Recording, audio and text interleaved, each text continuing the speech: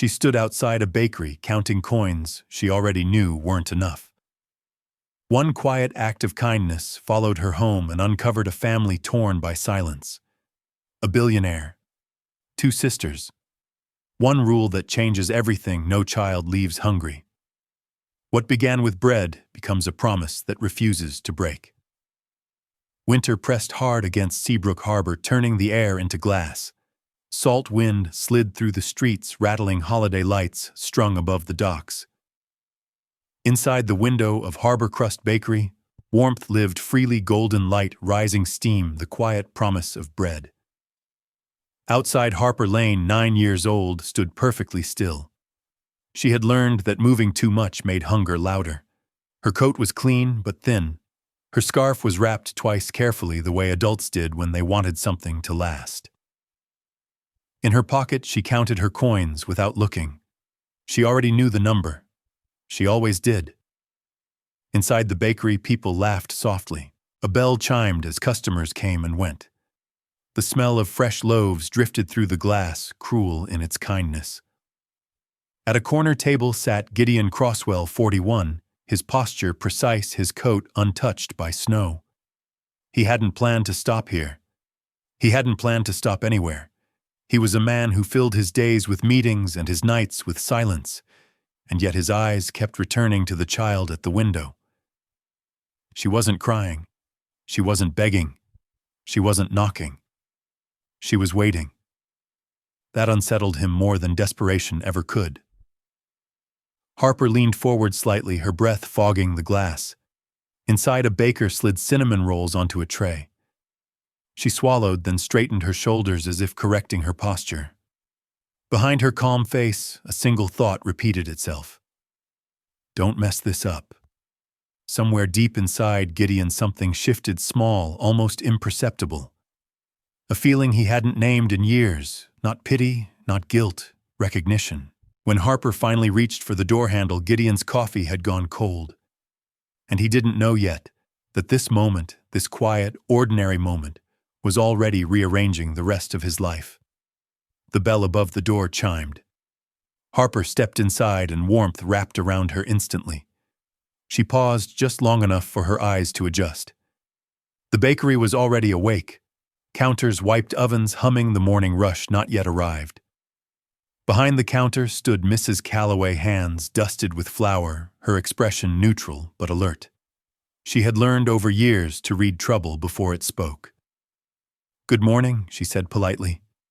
Harper nodded. She didn't rush. Rushing made adults nervous. Harper began, her voice steady but soft. "I wanted to ask how much the bread costs." Mrs. Calloway glanced at the price board. $5 for a loaf. Harper reached into her pocket and placed her coins carefully on the counter. They didn't clink. She made sure of that. "I don't have enough today," she said honestly. "But my sister is home and she's not feeling well. I could come back and pay later." The words were rehearsed but not robotic. Hope flickered briefly in her eyes, then disciplined itself back into calm. "I promise," she added. "I always keep promises." Mrs. Calloway hesitated. Not unkindly, just firmly. "I'm sorry, sweetheart," she said. "We can't do credit." Harper nodded immediately, accepting the answer without protest. She began to gather her coins. From the corner table, Gideon lowered his newspaper. He had been trying not to listen, but the word sister had cut through him. He stood smoothing his coat and approached the counter as if ordering bread were the most ordinary thing in the world. "I'll take 2 loaves," he said calmly. Then after a beat, "And the cinnamon rolls." Mrs. Calloway's tone changed instantly. "Of course, sir." Harper looked up, confused. Gideon didn't look at her at first. He paid, nodded, and only then turned. He held out the warm paper bag. "For you," he said gently. Harper froze. "I don't have enough," she whispered. "It's already taken care of." Her fingers closed around the bag. Warmth seeped into her palms. "Thank you," she said quietly. She didn't smile. She didn't run. She just left, holding the bag like it was something fragile. And Gideon watched her go, feeling something inside him refuse to settle.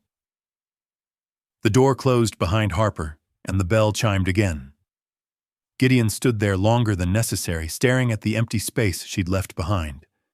The bakery returned to its gentle rhythm trays, sliding ovens breathing, but something had shifted. He told himself the moment was over. He'd helped. That was enough. Outside, the sky was the color of steel. Harper moved quickly, keeping the paper bag tucked close to her chest. Gideon watched through the window as she crossed the street, then another. He should have turned back. He didn't. Leaving a few bills on the table, Gideon stepped into the cold. He didn't follow closely. He didn't rush. He stayed far enough back to be respectful, close enough to see her glance down at the bag, checking that it was still there. She walked with purpose. Not like a child wandering, but like someone on a mission. At the corner, she hesitated, then chose the longer route instead of the direct one. Gideon noticed. He noticed everything now. Careful, he thought. She's learned to be careful. They passed boarded storefronts, quiet docks, buildings worn by salt and time. Harper cut through a side street, then another, her small figure swallowed briefly by shadow before emerging again. Gideon slowed as she approached an aging apartment building near the harbor's edge. He stopped at the entrance. He didn't follow her inside. Instead, he watched from a distance as the door closed behind her. The paper bag never left her arms. Gideon exhaled slowly. This was where a sensible man would turn around. But sensible hadn't been working lately. He pulled out his phone, not to call security, not to call police, but to look up community resources, family support, medical clinics, ethical ways to help without harm. Inside the building, faintly, a child's voice carried down the hall. Mia Harper said softly, "I brought warm bread." Gideon closed his eyes. Whatever he thought his life was before this morning, it was already gone. Gideon did not follow Harper inside. He stood across the street, hands in his coat pockets, pretending to study the harbor while keeping the apartment entrance in the corner of his vision. The building looked tired, not broken, not dangerous, just worn thin by years of salt air and neglect. A place people passed without noticing. The door closed behind Harper with a dull click. For a long moment, nothing happened. Gideon told himself this was the end of it, that he had crossed no lines, interfered with no lives. A bag of bread, a stranger. That was all. Then the wind shifted. Through an open stairwell window, a sound drifted out, soft, unmistakable. Here, Harper's voice said gently, "It's still warm." There was another voice, smaller, weaker, but bright with surprise. For me, Gideon's chest tightened. He stepped back as if the moment itself demanded distance. He wasn't meant to hear this. He wasn't meant to see beyond the surface. Yet the picture formed anyway. Two children. One dividing warmth into careful pieces, not because she was told to, but because she knew how. Gideon leaned against the cold metal railing, eyes closed briefly. He thought of his own childhood kitchen, too large, always full, voices echoing even when no one spoke. He had never known what it meant to make food stretch. The wind carried laughter this time, a quiet, tired kind. Gideon opened his eyes. This wasn't about charity. It wasn't about money. It was about responsibility, showing up uninvited. He took out his phone, not to call for help in panic, but to do something deliberate. He searched for family clinics, community support centers, lawful ways to assist without creating fear or confusion. He would not frighten them. He would not disappear either. Across the street, the apartment lights flickered on, weak but steady. Gideon slipped his phone back into his pocket. Tomorrow, he decided. Tomorrow he would knock. Morning came slow and gray over Seabrook Harbor. Gideon returned with intention. He carried grocery bags, not overflowing, not dramatic, just sensible things. Bread, soup ingredients, fruit. A folded blanket tucked under his arm. He'd learned that excess could feel like pressure. He stopped at the door and knocked once. Then he stepped back. Time passed. Footsteps approached. The door opened only a few inches. Harper's eye appeared in the gap. Recognition flashed, then caution. "It's you," she said. "Not surprised. Just alert." "Yes," Gideon replied. "I brought some supplies. If you don't want them, that's okay." Silence. Behind the door, Gideon heard another cough, soft, contained. Harper opened the door wider. The apartment was small and bare but clean. Sunlight filtered through thin curtains. Mia sat on a couch wrapped in a sweater too big for her, watching Gideon with curious eyes. Gideon didn't step forward. "I won't stay long," he said, "and I won't touch anything without asking." That mattered. Harper nodded once and took a grocery bag from his hands, placing it carefully on the table. She inspected the contents like someone trained to find risk. "These are okay," she said finally. Gideon exhaled without realizing he'd been holding his breath. He offered the blanket. "It gets cold near the harbor." Mia smiled shyly. As Gideon prepared a simple soup with permission, with questions, Harper watched him like a hawk. Every movement, every word. "You don't have to do this," she said quietly. "I know," Gideon answered. "I want to." She considered that. No one had ever said those words to her without conditions attached. Outside, the wind rattled the windows. Inside, warmth began to gather, not loudly, not suddenly, but honestly. Gideon stayed exactly as long as he said he would. No longer. Before leaving, he knelt not too close so he could speak to both girls at eye level. "I want to be clear," he said calmly. "Nothing changes today unless you want it to. I can help find a doctor for Mia, and I can bring groceries again. But only with your agreement." Harper studied his face. "You won't tell people things about us," she said. "Not a question." "I won't tell stories," Gideon replied. "Only facts to people whose job is to help." That answer satisfied her more than reassurance ever could. He wrote his name and number on a card and placed it on the table. Then he stepped away. No pressure. No promises he couldn't keep. After he left, Harper locked the door and leaned against it, listening to his footsteps fade. Mia looked up. "Is he nice?" Harper didn't answer right away.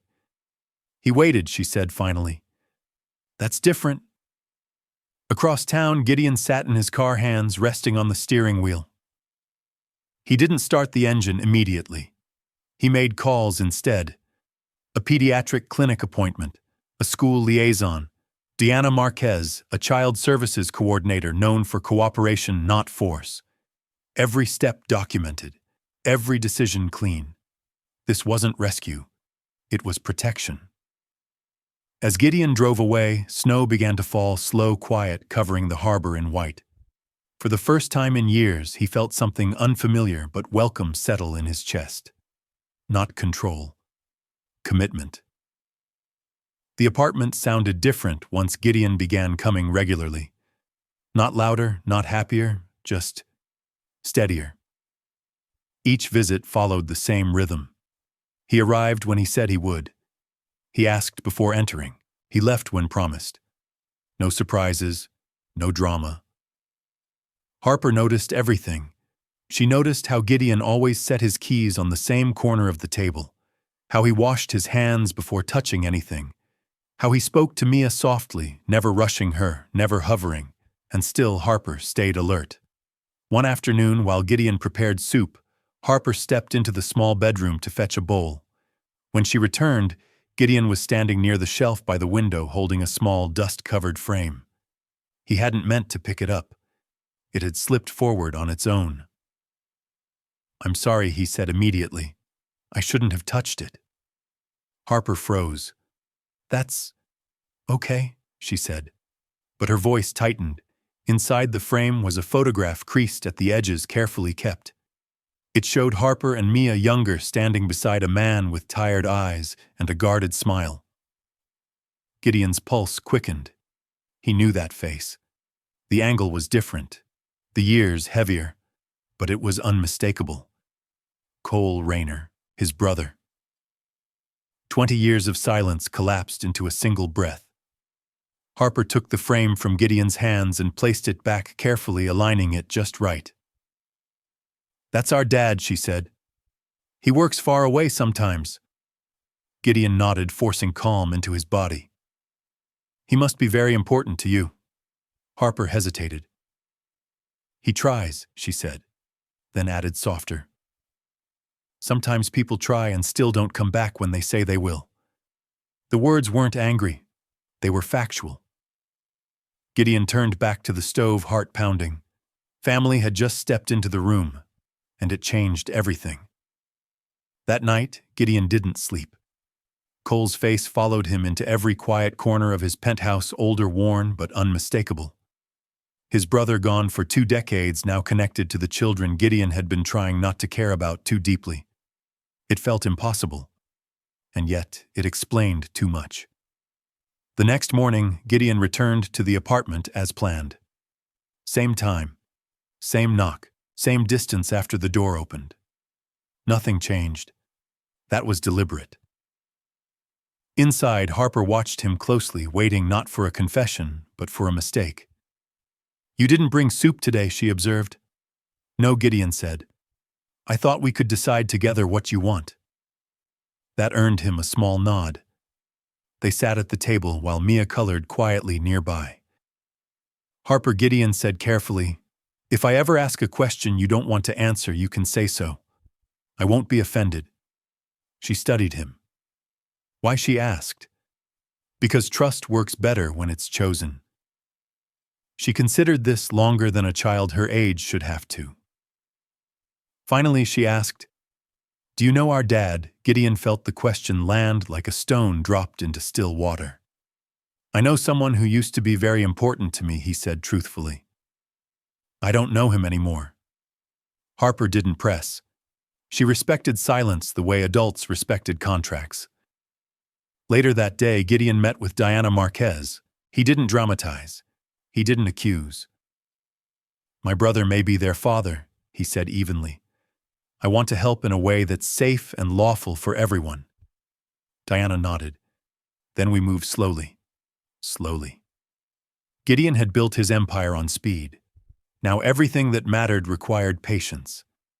The process began quietly.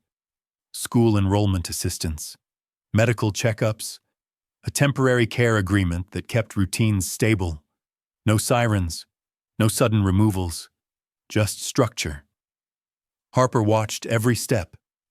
When Diana visited the apartment, she spoke directly to Harper, not around her. "Do you feel safe right now?" Diana asked. Harper nodded. "Yes." "Do you feel listened to?" Another nod. Slower this time. "Yes." That mattered. Later, as Gideon walked Harper to the door, she stopped him. "You're not leaving like other people, are you?" It wasn't fear. It was verification. "I will leave today," Gideon said honestly, "and I will come back tomorrow. And the next day. You'll know when I'm not coming, because I'll tell you." Harper looked down, absorbing the idea of predictability. "That's better," she said. That evening, Gideon stood alone in his study, staring at an old family photo of himself and Cole as boys laughing, inseparable. How had it all gone so wrong, and how had it come back through 2 children who hadn't asked for any of it?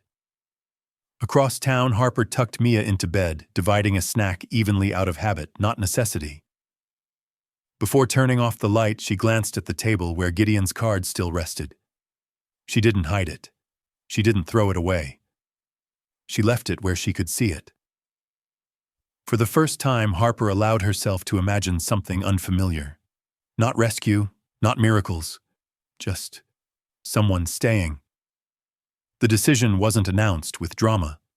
It arrived quietly like winter fog. Diana Marquez explained it at the small kitchen table, her voice calm and deliberate. "This is temporary," she said. "It gives us stability while we locate your father and finalize next steps. You'll stay together. School will continue. Medical care stays consistent." Harper listened without interrupting. Mia swung her legs under the chair, not fully understanding, only sensing change. Gideon didn't speak until Diana finished. "Nothing happens without your consent," he said to Harper. "If you don't want this, we pause." Harper looked around the apartment at the table with one wobbling leg, the heater that hummed louder than it warmed the window that never quite shut. She swallowed. "How long is temporary?" she asked. "Long enough to make sure you're okay," Diana replied. Harper nodded once. "Okay." The move happened 2 days later. Gideon didn't bring a moving truck. He brought boxes labeled clearly: clothes, books, a blanket Mia insisted on carrying herself. Harper packed methodically, leaving nothing behind, not even the chipped mug she used for water. The penthouse felt unreal, too quiet, too clean, too large. Mia gasped at the windows. "We can see the water." Harper didn't react. She stood near the door, backpack still on. "You can put your things anywhere," Gideon said gently. "This is your space." Harper nodded, then asked, "What are the rules?" Gideon paused. "Dinner together. School comes first. We talk if something feels wrong. And you're allowed to need things." That last rule unsettled her the most. That night, Gideon checked in once. Then he left the door open just enough. Harper lay awake, listening to unfamiliar silence. Her body braced for the sound of disappointment. It didn't come. Harper didn't sleep at all. The bed was too soft, the ceiling too high, the quiet too complete. At midnight, she slipped out of bed and padded into the kitchen, opening drawers with careful precision. She counted snacks, lined them up, put one in her pocket, then another. At 2 a.m., Gideon found her sitting on the floor of the pantry, surrounded by granola bars and apples. She froze. "I wasn't," she began. "I know," Gideon said softly, lowering himself to the floor across from her. He didn't reach for the food. He didn't scold. "You don't have to save," he said. "There will be breakfast." Harper looked at the floor. "People say that. Then things change." He nodded. "Sometimes they do." That honesty surprised her more than reassurance. Gideon opened a drawer and placed a basket inside. "This is yours. Snack drawer. It stays full. You don't have to hide it." She stared at it. "You won't get mad." "Oh." She hesitated, then placed the granola bars inside slowly, like returning something fragile. In the following days, routines formed. School drop-offs, pickups, homework at the same time every afternoon. Mia's cough eased with medicine and rest. Harper watched everything like a scientist testing a theory. One afternoon, Gideon forgot to call when a meeting ran late. By 10 minutes. Harper's chest tightened. She said nothing. She made dinner quieter. She tucked Mia in earlier. When Gideon arrived, breathless and apologetic, Harper didn't yell. She just said, "You said you'd call." "I did," he replied. "I failed." The word landed heavy. "I'm sorry," he added. "It won't happen again." Harper studied his face, searching for excuses. She found none. Something inside her cracked, not loudly, not visibly, but enough to let relief seep in. The call came from the school counselor. "Harper isn't in trouble," she said quickly. "But she shut down today." Gideon arrived to find Harper sitting alone in the counseling room, knees pulled to her chest. She didn't look up. "They were talking about parents," she said flatly. "About what happens when you need them." Gideon sat across from her. He waited. "I didn't cry," she continued. "I don't do that." Her voice shook anyway. "They said, someone will come." And I thought, what if no one does? The words came out all at once, then weeks of control collapsing into a single breath. "I don't want to be strong anymore," Harper whispered. "I just want to be 9. Gideon's throat tightened. He didn't fix it. He didn't rush. He said the only true thing there was. "You are 9, and you don't have to hold everything." Tears came, silent, shaking, relieved. That night, Gideon canceled his meetings. He made grilled cheese. They watched a movie Harper pretended not to like. Before bed, she stopped him. "You won't disappear," she said. Not a question. "No," he answered. "I'm here," she nodded once. That was enough. The knock came on a Tuesday afternoon, not loud, not urgent, but deliberate. Harper noticed it first. She always did. Gideon was in the kitchen stirring soup when Diana Marquez's name flashed on his phone. He answered just as the knock came again. "I'm outside," Diana said, "and someone else is here." Gideon's hand stilled. Through the glass panel of the door he saw him, older, leaner, shoulders slightly hunched as if bracing for judgment. The face was unmistakable even after 20 years. Cole Rayner. Harper stood frozen at the end of the hallway, backpack still slung over one shoulder. "That's him," she said quietly. "That's my dad." No fear, no excitement, just recognition. Diana spoke first when Gideon opened the door. "Cole contacted us voluntarily. He's been working up the coast. He asked to see the girls with supervision." Cole didn't step forward. He stayed exactly where he was. "Hi, Harper," he said gently. "Hi, Mia." Mia peeked out from behind Gideon's leg. "Hi, Daddy." Cole's breath caught. He swallowed hard. "I didn't know where you were," he said carefully. "I was trying to get steady work. I should have called more. That's on me." Harper folded her arms. "You said Friday," she replied. "Not accusing, just stating a fact." Cole nodded. "I know." Gideon watched closely. No raised voices, no excuses layered with anger, just a man facing the weight of his absence. Diana suggested the living room. Everyone sat, distance respected lines clear. Cole spoke slowly. "I don't want to take you away from anything that's helping you. I just want to be part of your lives again, if that's okay." Silence stretched. Mia reached for Harper's hand. Harper looked at Gideon. Not for permission, but for confirmation that she was safe to choose. "You can take your time," Gideon said. "There's no rush." Harper exhaled. "You can visit," she said to Cole. "But we don't move again." Cole nodded immediately. "Okay. No arguments, no bargaining, just agreement." For the first time, Harper felt something unfamiliar settle in her chest. Control. The girls went to the kitchen with Diana, leaving Gideon and Cole alone in the living room. The silence between them was heavy but not hostile. Cole broke it first. "You look successful." Gideon didn't rise to it. "You look tired." Cole smiled faintly. "Fair."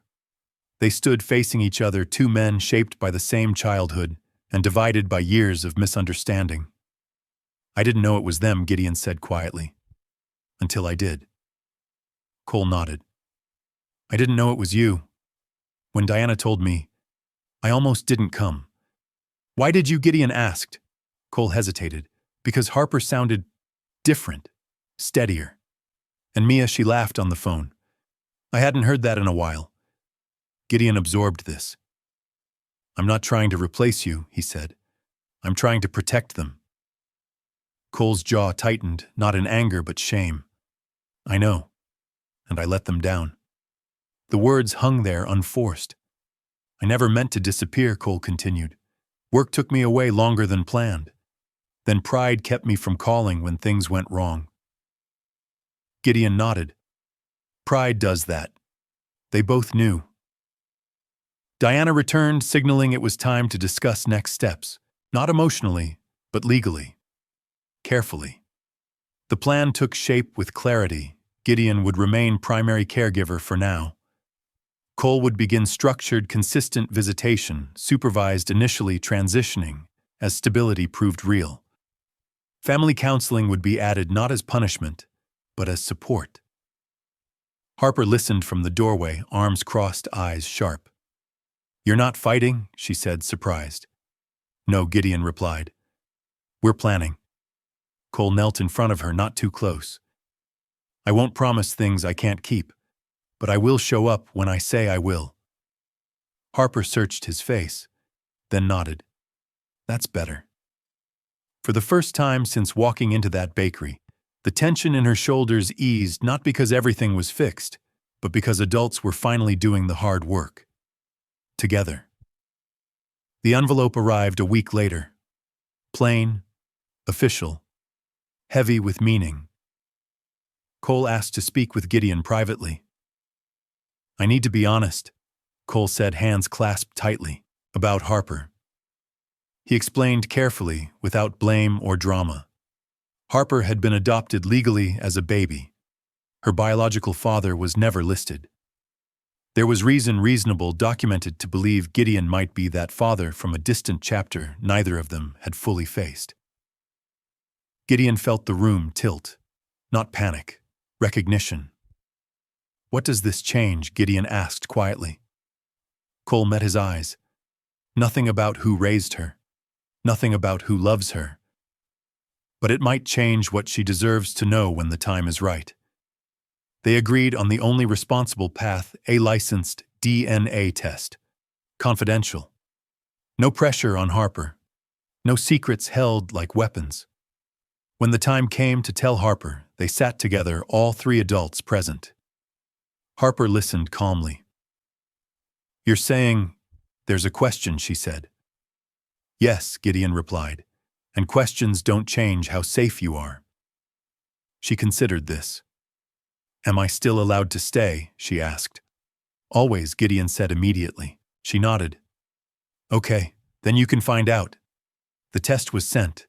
Days passed, routine held, school, soup, homework.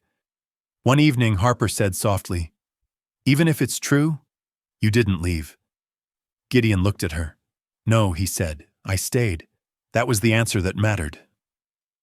The DNA results arrived on a day that looked ordinary. Seabrook Harbor wore a soft rain, the kind that made everything shine without feeling bright. Gideon came home with grocery bags in both hands. Milk apples, Mia's favorite cereal, thinking about schedules and school pickup times, thinking about the calm he'd fought to build. Then he saw the envelope on his desk. Plain, official, quiet. It wasn't thick. It didn't look dangerous. But Gideon's body reacted like it was. He didn't open it right away. He washed his hands. He put the groceries away. He checked the calendar on the fridge like a man who believed control could keep his heart from slipping. Harper was at the dining table writing in her notebook with the concentrated seriousness she brought to everything. Mia sat beside her coloring a sea turtle humming softly under her breath. Cole arrived at 6, right on time. Always on time now. He removed his coat at the door, careful, respectful, like someone trying not to disturb the fragile architecture of trust. When he saw Gideon's face, he didn't ask questions out loud. He simply nodded. Diana Marquez wasn't there. She didn't need to be. The systems were in place. The adults had learned how to do their job without turning the girls into a courtroom. This moment was family level, human level. Gideon placed the envelope on the table between the three adults like a line they all agreed to cross together. Harper looked up immediately. What is it? She asked, voice steady. Gideon didn't lie. He didn't soften it into something misleading. He chose clarity because clarity is the opposite of fear. It's the result, he said gently. The test you agreed to. Mia's crayon paused. She glanced up, uncertain. Is it about Harper? Harper's eyes didn't leave Gideon's face. Open it, she said. Gideon's fingers hovered over the flap. He looked at Cole, who was watching Harper like every breath mattered, and then back at Gideon, as if silently saying, whatever it says, we do this right. Gideon opened the envelope. The paper slid out with a whisper. He scanned the first line, then the next, and felt his throat tighten, not in triumph, not in shock, but in the strange gravity of something that was both simple and life-altering. He swallowed, then turned the page toward Cole. Cole read it without expression at first. Then his jaw flexed, and his eyes shone in a way he didn't seem to notice. Harper leaned forward. Well, she asked, quiet, direct, brave. Gideon rested his palm on the table to keep it steady. It says, he began then stopped because it wasn't just information. It was a door. A whole new hallway of questions.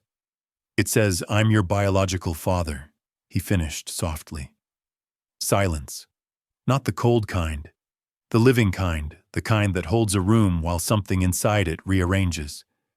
Mia blinked, then looked at Harper. So, you have two dads? Harper stared at the paper for a long time as if reading it with her eyes, even though she couldn't fully decode the adult language. Then she looked at Cole. And you're still my dad, she said. Cole's shoulders sagged with relief so visible it almost hurt. Yes, he said. In every way I've ever been able to be. Harper turned to Gideon. And you're also my dad, she said carefully. Not accusing, not claiming. Testing the word like a new tool in her hand. Gideon nodded. If you'll let me be. Harper's eyes went glossy, but she didn't cry. Not yet. She sat back in her chair and exhaled like she'd been holding her breath for a year. I need a minute, she said. Gideon's instinct flared. Help fix talk reassure, but he fought it down. Harper didn't need a speech. She needed space. That was respect. Mia slid her small hand onto Harper's arm. It's okay, she whispered. We can still be sisters. Harper's mouth twitched almost a smile. Always, Harper said. She stood and walked to the window looking out over the wet, blurred city lights. For a moment she looked like a 9-year-old trapped inside a grown-up's thoughts. Then she turned back. I'm not moving again, she said, voice firm. No, Gideon replied immediately. You're not. Cole nodded. Not unless you want to. And you don't. Harper's gaze flicked between the two men, measuring them the way she always had. Then she said the sentence that changed everything. Okay? Then you both have to learn the rules. Gideon blinked. Rules. Harper sat down and pulled her notebook closer. Yes. Because if I have two dads, I need two things. She raised 2 fingers. 1, no secrets that make me feel like I'm the last to know. Gideon nodded. 2, no disappearing, even when it's hard. Cole's throat bobbed. Gideon felt something inside him soften in a way money had never purchased. We can do that, Gideon said. Cole echoed it. We can. Harper watched them for a beat longer. Then finally, quietly, she smiled. And the smile didn't look like survival. It looked like permission. In the weeks after the envelope, nothing changed on the surface. And everything changed underneath. That was how healing worked, Gideon learned. It didn't arrive like fireworks. It arrived like a routine you could finally trust. Harper still woke early, still checked the pantry drawer out of habit. But now she didn't hide food in her pockets. She left it in the basket Gideon had labeled in neat block letters, Harper's snacks always full.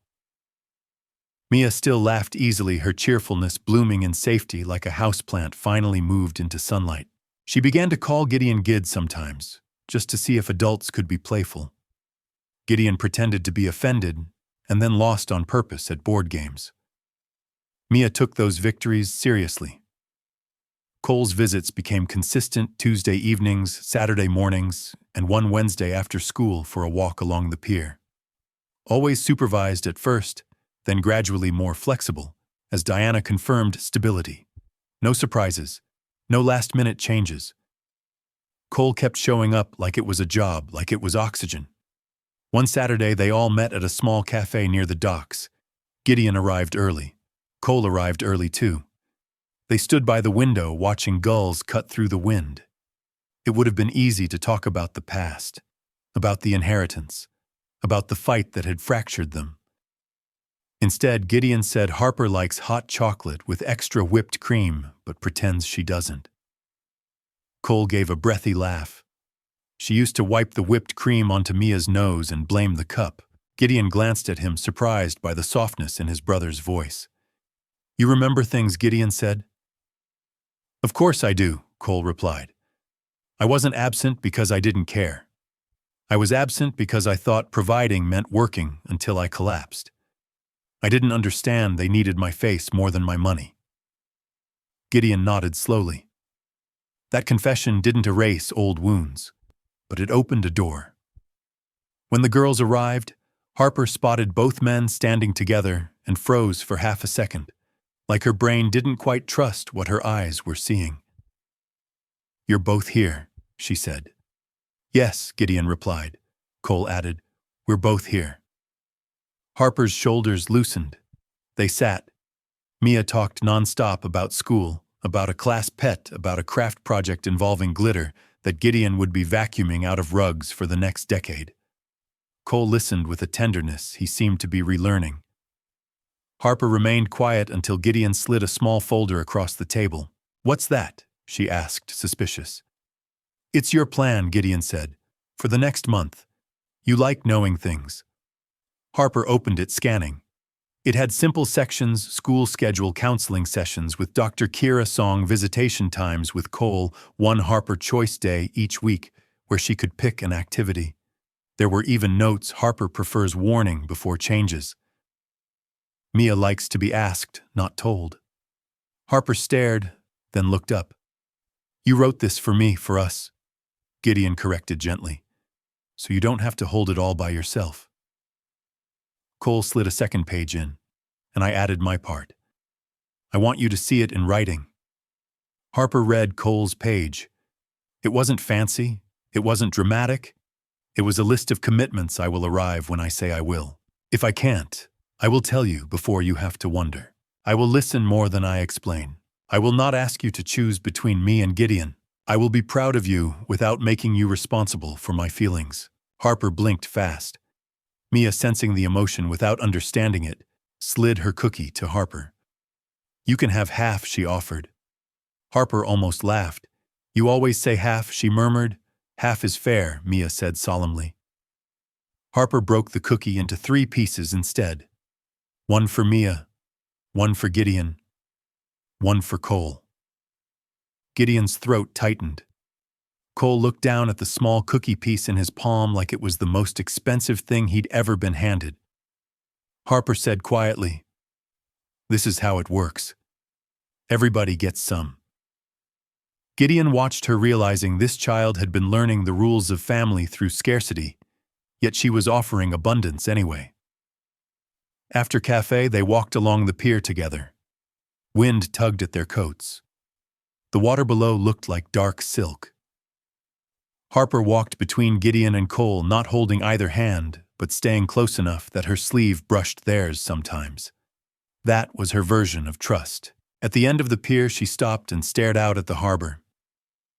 "Can I ask something?" she said. "Always," Gideon replied. Harper didn't look at them when she said it. "If you two get mad at each other, will you still show up for us?" The question was small. It carried the weight of years. Gideon answered first, steady. "Yes." Cole answered too, voice low but sure. "Yes." Harper nodded, as if filing the promise away like a document. Then she turned and began walking again. Mia skipped ahead, laughing as the wind stole her words. Gideon and Cole followed. 2 men walking behind 2 girls, learning finally how to be the adults the moment required. The idea started as a sentence Harper didn't even realize was important. It happened one Sunday morning when snow melted into rain and the world smelled like wet pavement and ocean air. They were making breakfast together. Gideon cracking eggs with cautious concentration, Cole flipping pancakes like it was a skill he'd been born with, Mia sprinkling chocolate chips as if the kitchen were a kingdom. Harper sat at the counter writing in her notebook.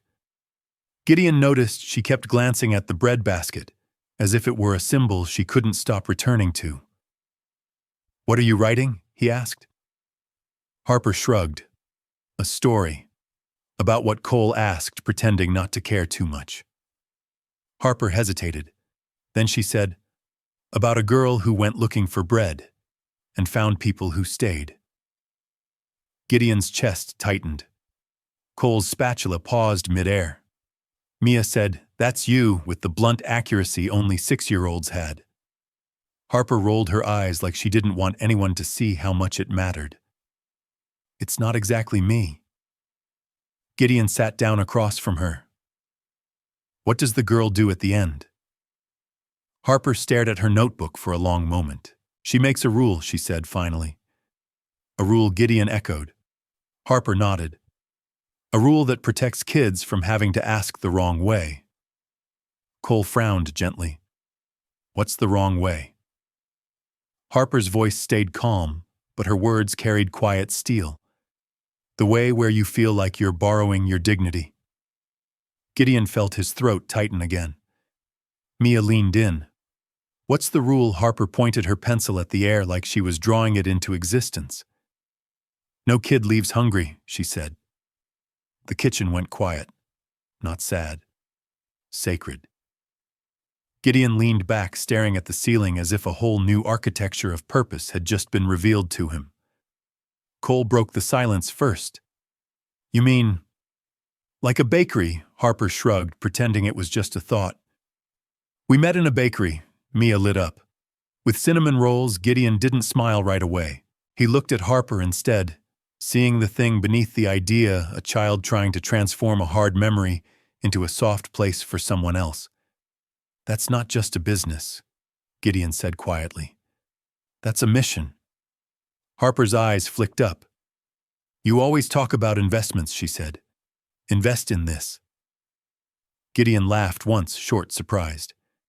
You're negotiating with me. Harper's mouth twitched. I learned from watching. Cole set the spatula down. If we did it, he said carefully, we'd do it right. Not as a stunt. Something sustainable. Gideon nodded.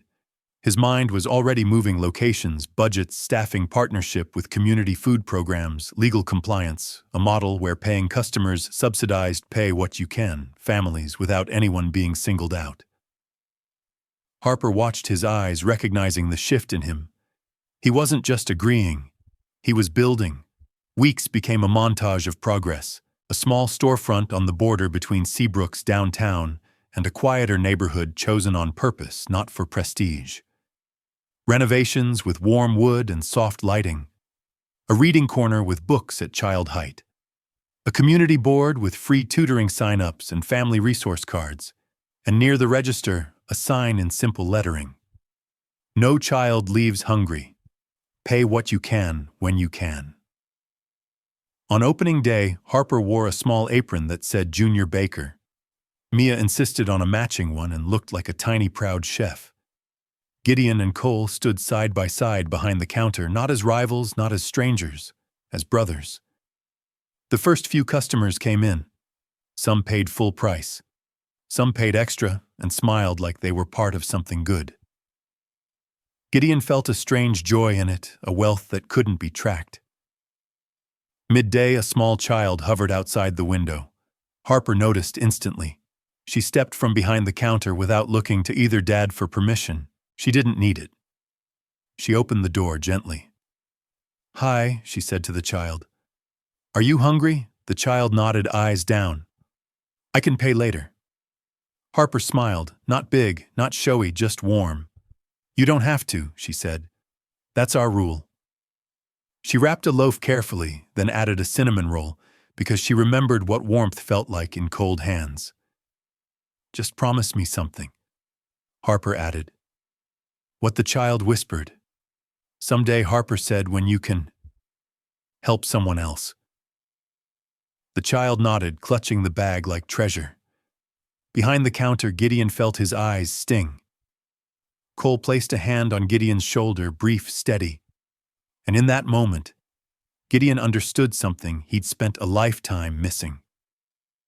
The greatest business they had built wasn't the bakery. It was the family imperfect, chosen, steady. A family founded on a rule that mattered. A family that stayed. Life settled into a rhythm that felt almost unreal. School mornings, bakery afternoons, evenings that smelled like bread and soap and safety. And yet some questions refused to stay quiet. One night, long after Mia had fallen asleep with a book on her chest, Harper sat on the edge of her bed, staring at the ceiling. Gideon noticed the way she kept rubbing her thumb against her sleeve.